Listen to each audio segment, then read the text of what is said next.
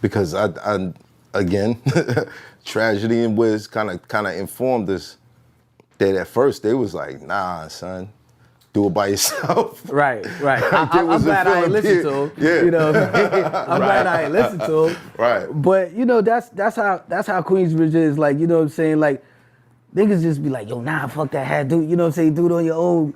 You know what I'm saying? But right. I always was the type that I wanted to be in a group. Right. You know what I'm saying, at the time. So, you know, me and him, you know, shared a friendship, a bond that, you know, from high school that, you know, at that time couldn't be broken. So y'all met in high school? Yep, yes it did. Do you remember? I remember it like it was yesterday. You know what I'm saying? The High School of Art and Design. You know what I mean? I was a sophomore, he was a freshman coming in. So I already had been in the school for like a year. By the time he got there, we had mutual friends. Don't tell me y'all met on Freshman Friday. Nah, nobody wasn't fucking with him though. You know what I mean? On Freshman Fridays.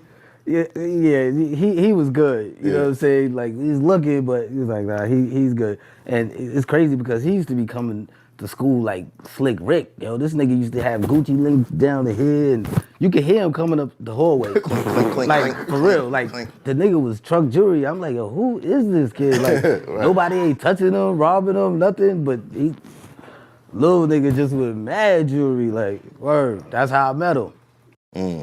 And then from there, how did it go over to like, yo, let's be in a rap group? Because I already was rapping, he was rapping already. He had like a demo deal, production deal with Jive Records, and he did a song with like High Five, where he did a little rap with them or whatever. But, you know, for whatever reason, you know, that didn't pan out. I guess, if they wasn't gonna sign me or, you know, us as a group, he didn't really want to fuck with it. So, you know, and we was just becoming so much of a friends that we was like, yo, let's just form a group, because we hanging out after school, we hanging out on the weekends, like really, you know, getting to know each other families, and we like, yo, fuck that, we got the same goals, let's just become a group. Wow, it always amazes me that back then you guys just had this, like, you were just goal driven from a young age, like, yo, this is what we want, this is what we putting in time to. Like, Q-Tip was in here and he was like, yeah, we made the first single for Tribe in high school. And I'm like, damn, like, they was really on it. It was getting equipment and all that. Like, hell yeah. When did you break into production? Like, when did you decide, like, yo, let's do this too? One day, Prodigy's grandmother, she must have just been paying attention to us, watching us and shit. And she brought Prodigy, like, at least this shit looked like $20,000 worth of equipment, straight up. He called me, he's like, yo, my grandmother just bought me mad equipment. I was like, what? Went from Queensbridge all the way to Hempstead. His grandmother bought him all this equipment.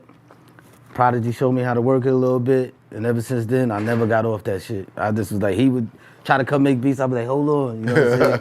And I just, you know what I'm saying, just bogarting and shit, because I just was, you know, I just knew once I saw that equipment, it's like, that's what I wanted to do. Wow. When did you realize you had synesthesia? What? Synesthesia. What's that? You see colors. When you see sounds as colors. Oh, damn, you told me something new, learn something new every day. I was in the room when my OG interviewed you for The Source. Right. And you described how you make beats, and you said, I see them as colors. Right. And if the colors don't match, the beat is trash. Right. And I found out when I searched it, Pharrell has the same thing, a couple people have the same thing, and it's called synesthesia. Oh, that's ill to know, ill. For real. Just kind of early on. You know what I mean? It's like I could see the beat, you know what I'm saying? I could see those vivid colors in my head, and you know, I always thought, you know, I was kind of crazy for it or whatever have you, but it's just that even sometimes I go under the track board, like, you know what I'm saying, to even listen to the music and shit. I do crazy shit, but You said you go under the track board? yeah. I go under the fucking trackboard and just be like, they be like, yo, what you doing? I just be under the trackboard. You know what I'm saying? Underground music. Thank you for not letting that one slide. 'Cause I was like, wait, what? Wait a minute. Not, yo, after this interview, I bet you a lot of these guys is going, all right, y'all, it ain't done yet. That's crazy. Wow. Word. Hell yeah. Yeah, the shit just. Remember that nerd album, Seeing Sounds? That's where the title came from. Synesthesia. Synesthesia. That's where the title came from. The second he said that shit, I was like, oh shit, he's got, I don't know if he knows he has it. Right, that's He's got crazy. it. Now I got something else to brag about. Synesthesia, straight up. Bang, bang. Word up. My expert opinion, you know, we be putting people on shit. I love Yo. the fact that your egos never broke the group. Like, as favored as a group as Mobb Deep is, all of us in here have had a group that just didn't make it off the strength of somebody's ego outgrowing somebody else. The way you was producing and getting all that money producing, the way he was rapping his ass off and being called one of the best and one of the great. Like, ego could have been, it was right there where it could have happened. There was some albums where I feel like they was going head to head. Murder Music, I felt that way. They're infamous. I like their stories more than anything else. Thank you. If you ain't trapped in the projacks, like, Yeah. yo, it's real. It's real. There's a couple of situations where I'm like, yo, son, I'm in Somerville right now, son. They right outside the door. Word. Yo, come help me. And I would think about this song like, yo, that's crazy. Yo, he's living that right now. Oh, man. I read somewhere that at first you didn't like, not Quiet Storm, Shook Ones. Took ones. What? Nah, it wasn't so much. The original or the remix? The remix. Okay. Yikes. It wasn't so much that I didn't like it. It was just one of those situations where, again, I'll be in my crib for Dolo, making beats. If I don't got no ears to be like, yo, that shit sound dope or anything like that, I'm like, all right, this is cool, whatever, and I just, put it to the back. Side, right. So it was one of those things that, Prodigy and a couple of the niggas from the crew came upstairs and they said, I was, playing the Shook Ones and they was like, yo, what the fuck is this? I was like, it's just some beat. I probably would have just turned the shit off because sometimes I be making beats and just, fuck it, and just turn it off. Right. They was like, nah, this shit is crazy, you know what I'm saying? And we already had the Shook Ones Part 1 out and we really liked the song, but we didn't feel like it take us to where we needed to go. So we used the new Shook Ones, the beat that, that I wasn't too thrilled about it, but I didn't think it was whack or nothing like that. But I just didn't know until, the niggas came upstairs, saying everybody like, oh shit, this shit is crazy. And then we used it for the Part 2. Bro, that's got to be one of the most infamous beats ever.